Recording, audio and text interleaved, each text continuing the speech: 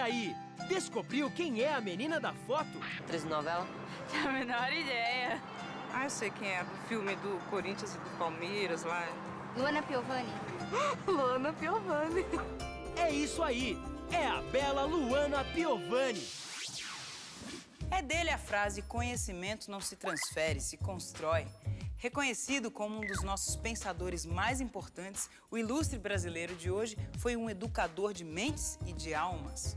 Com vocês, o professor Paulo Freire.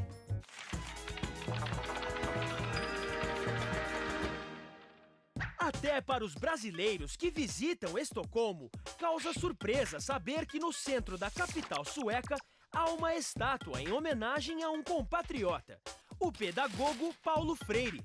Doutor honoris causa em 28 universidades do mundo, o pernambucano Paulo Freire é reconhecido como um dos pensadores brasileiros mais importantes do século XX. Órfão aos 13 anos e vítima da pobreza que assola o Nordeste, Paulo Freire superou a fome e as dificuldades e formou-se em Direito. Abandonou a carreira de advogado logo na primeira causa e abraçou aquela que seria sua verdadeira vocação, a educação. Na década de 60, seu método de alfabetização revolucionário alcançou reconhecimento nacional.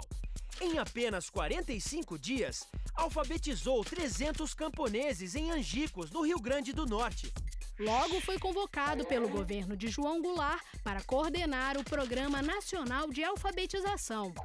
Mas com o golpe de 64, foi perseguido e preso pelos militares. Partiu para o exílio, onde escreveu algumas de suas principais obras. Com a anistia, voltou ao Brasil, onde passou a lecionar na Unicamp e na PUC. Com mais de 40 livros escritos e traduzidos para 28 idiomas, Paulo Freire influenciou e continua influenciando educadores e pensadores do mundo inteiro. Contar um caos pra vocês do meu compadre Rolando Boldrin. O caipira tava cansado das galinhas brasileiras, aquelas magricelas que não ponhavam ovo direito. Foi na vila e trouxe uma galinha americana, daquelas legorne, gorducha, da perna cheia. Largou ela no meio das brasileiras lá no galinheiro e foi dormir. A galinha americana foi logo perguntando quantos ovos as outras botavam por dia e quanto custava cada um. Elas responderam, 1 ovo por dia e custa mais ou menos R$1. A gringa metida que só, então resolveu fazer uma demonstração da sua superioridade e botou um ovão gigante, dizendo que um daqueles custava pelo menos R$5. As brasileiras não deixaram barato, não. Ô, comadre, vê lá se nós ia arrebentar o fiofó só por causa de R$4. Sai pra lá, só. Chegou o momento mais musical do nosso almanaque. É hora de parar para ouvir nosso Cantos do Brasil.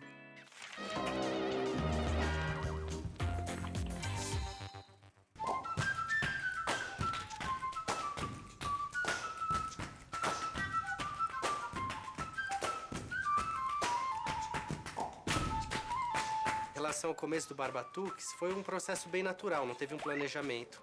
Eu tinha esse gosto por procurar som nos objetos, procurar som no corpo também. Acho que não sou o único, muita gente aí que está assistindo também se batuca.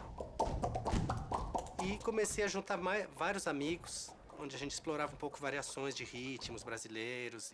Um dia juntou essas palavras, Barba, meu apelido, e Batuque virou Barbatuque.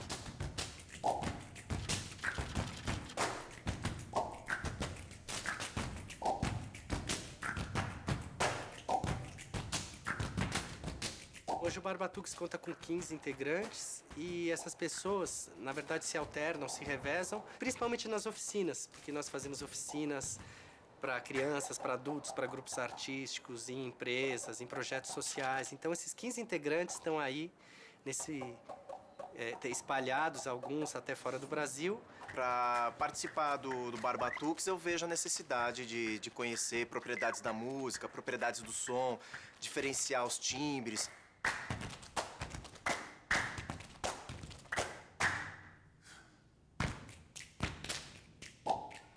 Você tá com o instrumento o tempo todo, tá no ônibus viajando, tá no avião, em qualquer lugar. A gente começa a fazer um som. Então, o ensaio tá 24 horas por dia, assim. Uma coisa muito brasileira é justamente a união do som com o corpo, com o movimento da dança ou com o movimento corporal de alguma forma. E com a plateia é muito legal, que acho que essa ideia de ser uma coisa acessível é o que mais faz todos participarem, né? Às vezes, enquanto a gente está tocando no começo do show, você vê muitas pessoas tentando, as crianças fazendo na frente, imitando, querendo se jogar no palco, às vezes subir junto. Uma grandeza do Barbatuques é ter essa mistura muito bem equilibrada entre uma técnica sofisticada, trabalhada, elaborada e um didatismo, né? Uma sensação de que você é capaz de fazer. Eu tenho a impressão de que quando as pessoas vêm, eu mesmo, quando estou de fora e vejo, você se sente capaz de fazer aquilo, né?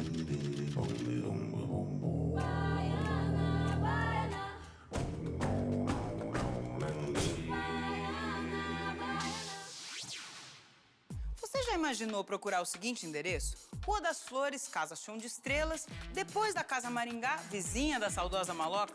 Pois é, existe um lugar assim.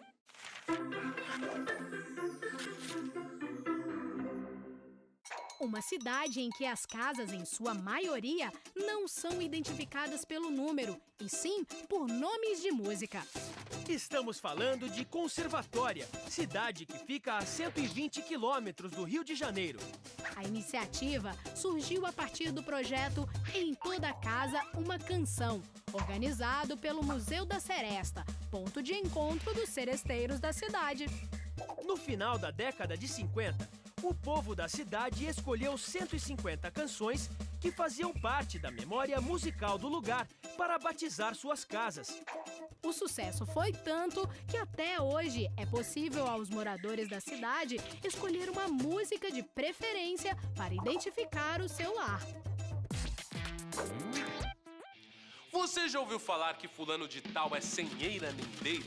Provavelmente sim, mas e a origem dessa expressão, você conhece? Há duas versões. Vamos à primeira. Em qualquer cidade histórica brasileira é comum encontrarmos as tais ondinhas que enfeitam o beiral. Elas eram chamadas de eira quando havia apenas uma, beira quando eram duas e tribeira quando existiam três.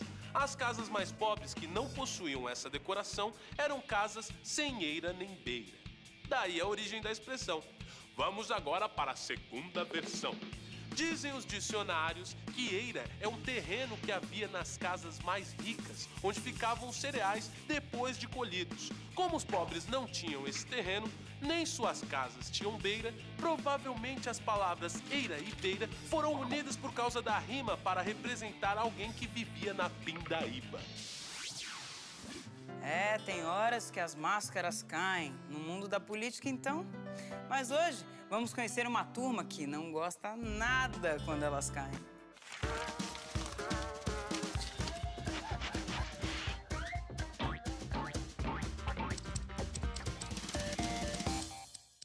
Bom, eu era executivo de uma indústria farmacêutica americana. Um dia perdi o emprego, já com quase 50 anos de idade, e aí, nessa idade, fica complicado.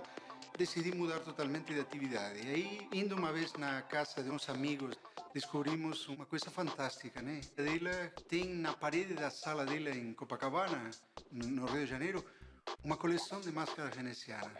E aí, a partir desse momento, pensei, puxa vida, isso é uma coisa tão interessante e ninguém faz aqui no Brasil. Nesse momento, eu comecei a pesquisar. Na realidade, eu faço 3 tipos de máscaras. Eu faço máscaras venezianas, faço máscaras de teatro, comédia dell'arte e faço máscaras mitológicas greco-romanas, como por exemplo a Medusa, o Baco, o Dionísio. Bom, você com argila constrói a máscara.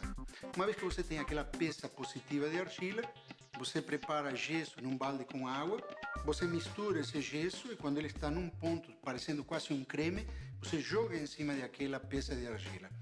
Você alisa ele por fora simplesmente para ele tomar uma forma mais delicada, digamos assim. Aí uma vez que ele toma forma, ou seja, ele faz a cura ou liga, você já tem o molde. Aí quando o molde está totalmente seco, você passa uma cera incolor, que é um desmoldante, e aí com cola você começa a trabalhar colando pedaços de papel. Você faz uma técnica de empapelamento, geralmente eu faço 4 camadas, que isto permite justamente ter uma espessura mínima, no máximo 1 milímetro, mas fica uma máscara resistente e com uma certa flexibilidade.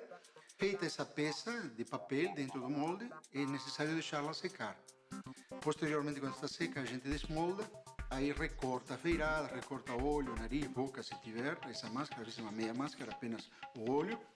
Posteriormente, uma vez que está seco, eu passo uma tinta neutra e aí sim eu começo a desenhar e a pintar a máscara. Claro que eu, quando faço, não faço uma máscara só. E aí, no momento de fazer bases de papel, eu faço todas elas. Enquanto vão secando, já vou recortando algumas que já estão secas, já vou passando gesso, começo a pintar, depois começo a envernizar e, por último, coloco fitas em todas elas, coloco a etiqueta e está pronto.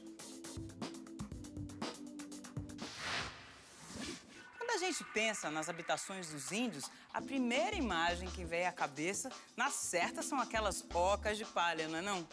Mas assim como as tribos, as aldeias e as ocas nem sempre são iguais. Os índios chavantes costumam construir ocas redondas para abrigar 2 ou 3 famílias. Lá dentro, os espaços são delimitados por esteiras. Já as ocas dos Tupi-Guarani são retangulares, com o comprimento variando entre 40 e 160 metros e a largura de 10 a 16 metros. Dentro delas convivem entre 85 e 140 moradores. Tem as paredes de madeira trançada com cipó e recobertas de sapê desde a cobertura. Por falar em sapê, essa palavra vem do idioma tupi, isapê, e significa o que ilumina. Na verdade, o capim-sapê, por ser brilhante, era usado pelos índios em fachos para iluminar os caminhos na noite. E para iluminar o final desse programa, que falou tanto sobre moradias, só mesmo Dorival Caymmi. Até a semana que vem. Eu nasci pequenininho, como todo mundo nasceu. Todo mundo mora direito, quem mora torto sou eu. Eu não tenho onde morar, é por isso que eu moro na areia.